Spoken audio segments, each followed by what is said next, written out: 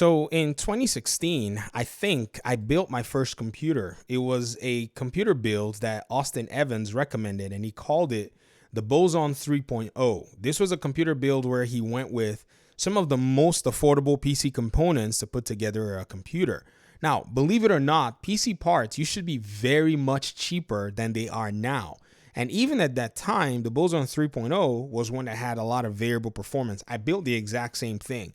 I used every component that he actually recommended. I ordered them off of Amazon using this AMD, Athlon CPU and so on and so forth. And, it was actually pretty cool. Now, the cool thing is, this particular build with this, entire setup was able to run games like Middle Earth, Shadow of Mordor at like 80 FPS. But that game is freaking optimized, man. The guys at Monolith that put this game together, they are beasts. This game can run at 8K, guys, on a 4090. If you have a 4090, you can run this game at 8K. I've tried it before. I was shocked. It was insane. It could also run some really interesting games like, GTA, The Witcher. The Witcher was kind of a heavy hitter, so you needed a beefier machine to run it any more than any more than 30 FPS at the time. If you notice, I think this is GTA rendering, so around 43 FPS. So you could get when you went into The Witcher, that was like 30 something FPS, which was decent. You were running it at basically a console setup for some games, but then for other games like Rocket League, you could run it at like 70 FPS or so, about 60 FPS. It was a decent build. There was no doubt about that. Now, since then, a lot of people have said, because of the way the new console generations have actually hit the market, it's hard for you to be able to, build a good PC for $500, which is what the consoles cost. To that, I say, nonsense. That's what the British people say. You can actually build a decent gaming PC for $500. Depending on how you go, you can match the PlayStation 5 or even beat it. And when I say depending on how you go, I'm going to go ahead and explain over the course of this video. So today what we're going to do is we're going to look at Linus Tech's new, $500 build video. This is a video where they actually went ahead and built a $500 rig, and they stuck within their $500 budget and were able to buy all the components, even with, I think, all their costs included.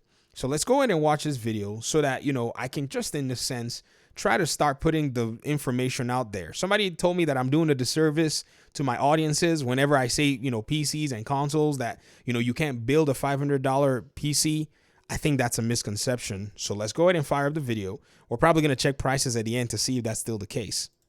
$500 budget build. But in that short time, we've seen AMD and Intel launch new product families, and we've seen inflation take away about 3% of our buying power, which at a $500 budget works out to about $15, which is the difference between 8 and 16 gigs of RAM, or between a 512 gig and a 1 terabyte SSD.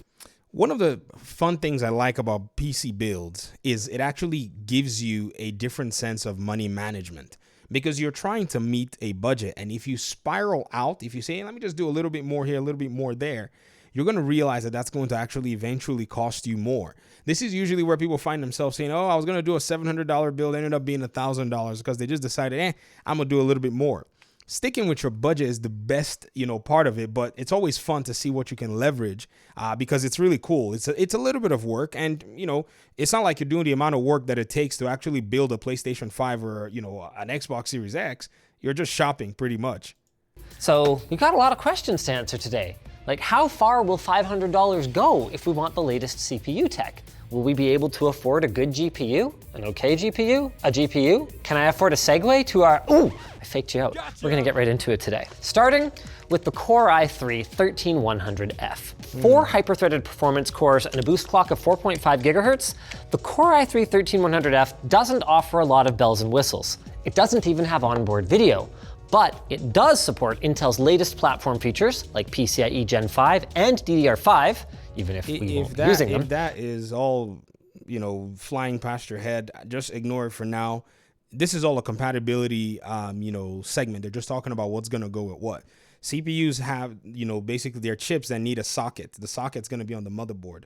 I'll fast forward certain aspects of the video so that it can be much more compressed. We're not going to sit here and watch this 15-minute video. We're just going to go through some, some huge beats in terms of all of it. So let's look at the motherboard that was selected, how much that cost. There's not much left in the way of bad motherboard brands. So really what it comes down to is finding something that has the features and connectivity that you require. We settled on the B660M HDV from ASRock. So that CPU that he talked about just now is actually a $99 CPU. It's $100 for this CPU. Like PCIe Gen 5 and DDR5, even if we won't be using them. And it's only $100, making... So $100 for that, and then about $80 for the, the motherboard. When I built my, Boson 3.0, that motherboard that Austin Evans recommended was like $50. PC prices have gone up, and inflation as well too. So these two, this motherboard and that motherboard at that time were serving basically a similar, budget of gamers, and it's wild to see that big difference. But if you go the used side, this is where I talked about, depending on the route you go, you can actually spend less. If you go on the used side, a motherboard like this being about $84 is going to definitely be slashed off a little bit. Now you can get it for like 60 or $50. This is where the creativity comes in for you to actually churn down your budget, or maybe you can take that extra money now and then you can go on to spend a little bit more on your Intel CPU. This budget allocation is what a lot of PC builders enjoy doing. But let me get on with the video. So they do their motherboard, they look for compatibility that has the features and connectivity that you require. We settled Viper Elite. This is the memory. So they're going with 8 gigs of RAM, which was $20. I know. This is going to be a bit of a... If you save $20 on your motherboard, you can get yourself more RAM. It's kind of this weird balance and stuff. Controversial pick, so please allow me to explain. This lands firmly in the bank. Then he goes with and storage. Hard drive.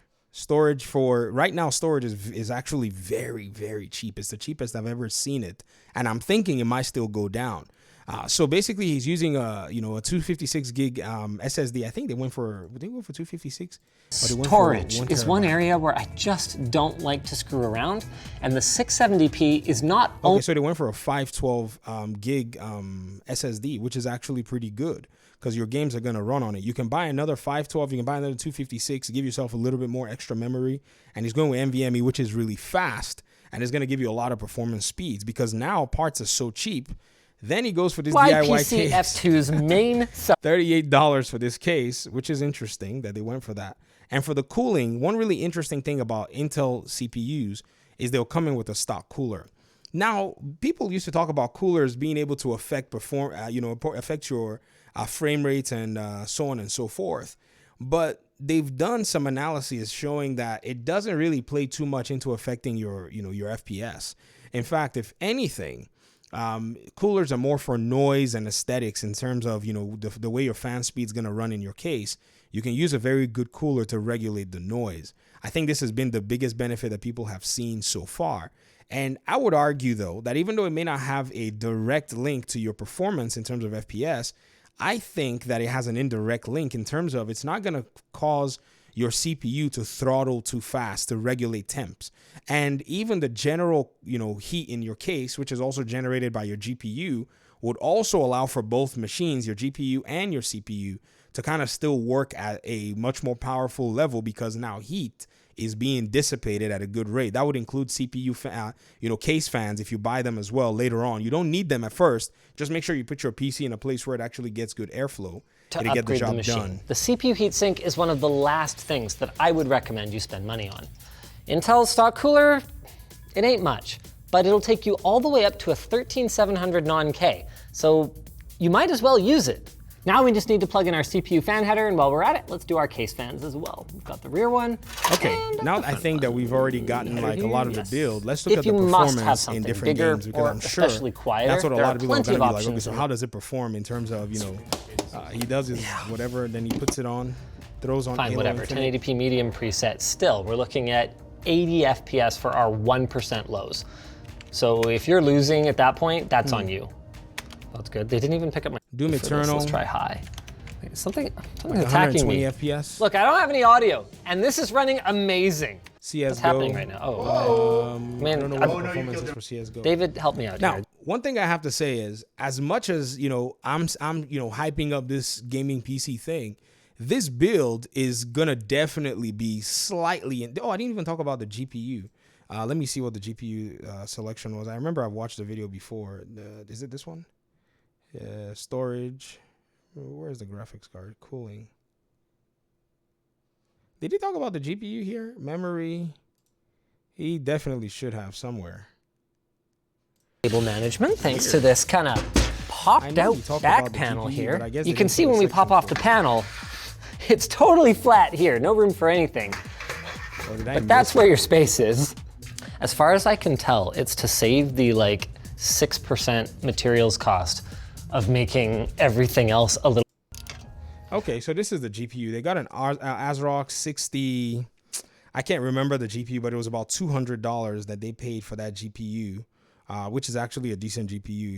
If you put a little bit more of a CPU in there, you know, in my opinion, I think you're gonna get a really solid device out of it.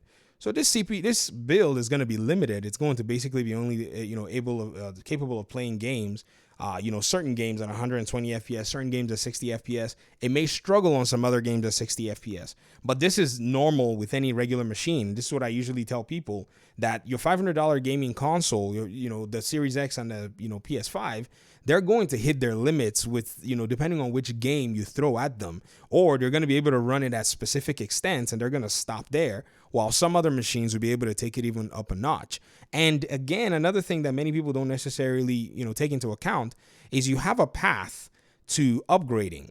And what I mean by that is this CPU here, even though it's, $100 CPU, within the same category of CPUs, you can buy, whenever you have a little bit of extra money, you can say maybe take an extra $100, an extra $150. You can sell this chip to somebody else. Maybe you sell it to them for $70, then take that $150, put on the 70. Now you got $200 and something to buy a much more powerful CPU.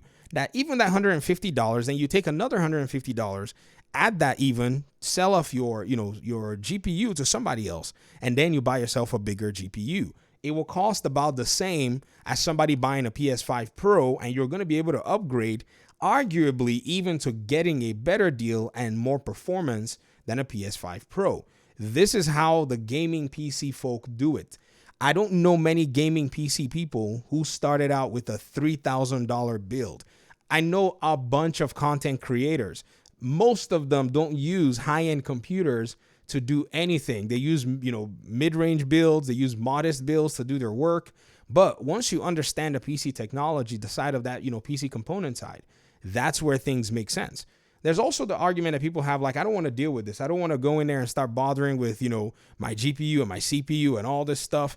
I understand, but in order for you to be able to get the results, you have to be able to put in the work. There's no way around it. This is just the reality, that we get to see in terms of that. But again, you think about it, Microsoft and Sony, they did all that work and they're now giving you the convenience for a fee of $500. If you want to do the same and replicate their own, or at least replicate something that will be able to perform something similar, then you should be able to at least be willing to put in the work. So these are my thoughts. Let me hear your questions or, what you think in the comment section. I know these conversations are changing directions a little bit, but again, somebody said, I'm not doing a service to my community if I keep comparing these, consoles and these PCs. But I already know what I'm talking about. I guess I just didn't put that context and I need to go back and, make sure that that's actually a thing. So thanks so much for watching. Peace out.